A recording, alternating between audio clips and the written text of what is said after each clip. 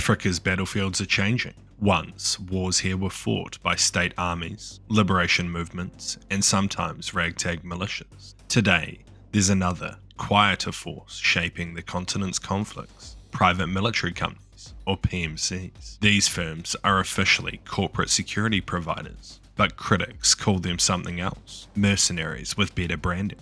Who are they? Why are African governments hiring them? And what does this say about power and sovereignty in the 21st century? In the past, we have looked at how Russia's PMCs have operated in Africa, but today we'll explore their Western competitors. But before we get into it, why not subscribe and hit the notification bell? It really helps the channel out. To understand modern PMCs, we need to go back to the 1990s, South Africa's Executive Outcomes, and Britain's Sandline International gained international attention by fighting wars in Angola and Sierra Leone, helping governments beat rebels in exchange for money and sometimes access to mining rights. Their success shocked the world and blurred the line between soldier and mercenary, but scandals and new anti-mercenary laws pushed these firms out by the late 90s. In their place came a new generation of PMCs, polished, legally registered companies headquartered in the US, UK, France, and elsewhere. Instead of openly fighting, they promised training, logistics, and security solutions. They looked like contractors, not pirates. The end of the Cold War left many African states weak, underfunded militaries, and a flood of conflicts: civil wars, insurgency, and terrorism. At the same time, Western governments, especially the US, were shrinking their own militaries and looking for low visibility ways to influence security abroad. Enter the private military contractor. Instead of deploying American or British troops, Washington and its allies could hire companies to do the job, cheaper, faster, and without the political backlash of sending soldiers. Africa, with its security vacuums and rich natural resources, became a vital testing ground. Unlike Russian outfits such as Wagner, most Western PMCs avoid direct combat. They prefer to work beside official forces, not replace them.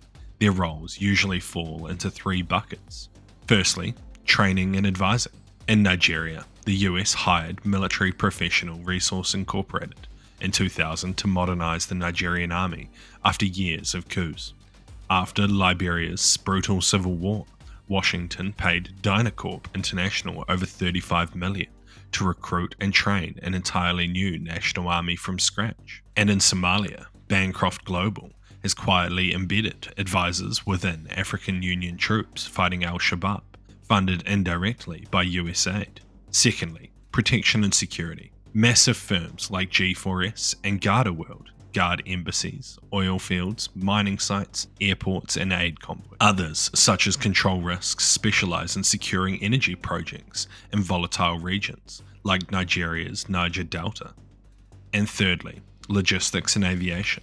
Contractors like PAE and Dynacorp run air transport for peacekeeping missions, maintain donated aircraft, and supply UN and African Union forces. During the Somalian piracy crisis, Western firms pioneered armed ship protection, helping to deter hijacking in the Gulf of Aden. These aren't Hollywood mercenaries charging into battle, but their presence can be just as decisive. Still, Western PMCs have occasionally crossed into combat, often when African governments were desperate. In 2014, facing Boko Haram's brutal insurgency, Nigeria quietly hired STTEP, a company run by South African veterans of Executive Outcomes, to lead helicopter-backed offences. It worked. Boko Haram lost territory fast, but the contract ended abruptly after US pressure on Nigeria's new president. And in Mozambique, the government turned to private outfits for air support against Islamist militants, but civilian casualties and poor results made the operation controversial.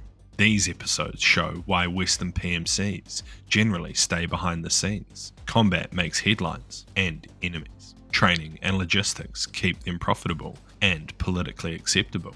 On paper, PMCs answer to their clients, but in practice, their work reshapes power dynamics. A weak government can survive thanks to a handful of foreign contractors, but at the cost of outsourcing its monopoly on force. Western nations can project influence without deploying troops, quietly steering African militaries through training programs. And when Western PMCs decline a job, leaders sometimes pivot to other partners, as Mali and the Central African Republic did with Russia's Wagner.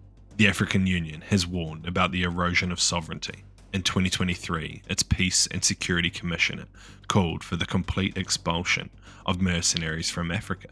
Yet, many governments still sign these contracts to stay alive. So why hire a PMC? Cost and speed. Building a modern army can take decades. A private firm can train a battalion in months. PMCs can be cheaper than keeping foreign troops on the ground and often comes with Western aid money attached. But the economics cut both ways. Top tier PMCs are expensive. Poorer states rely on foreign donors to pay them. Contractors can breed corruption and resentment, especially when local soldiers see foreigners earning many times their salary. And the industry even exports African labour.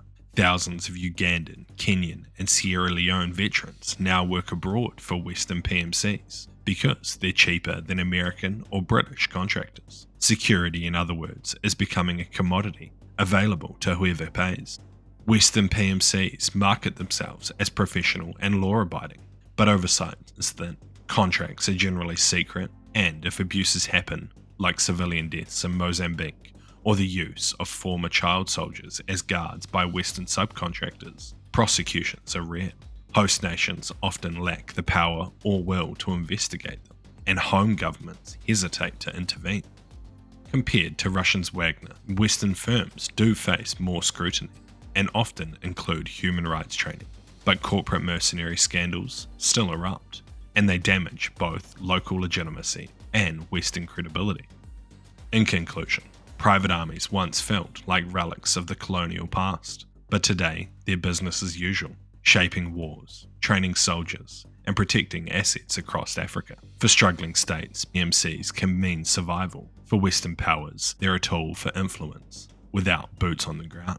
Yet, each contract chips away at sovereignty, fuels dependency, and raises hard questions. Should the power to wage war be for sale? Or is Africa and the world walking into a future where security is just another outsourced service?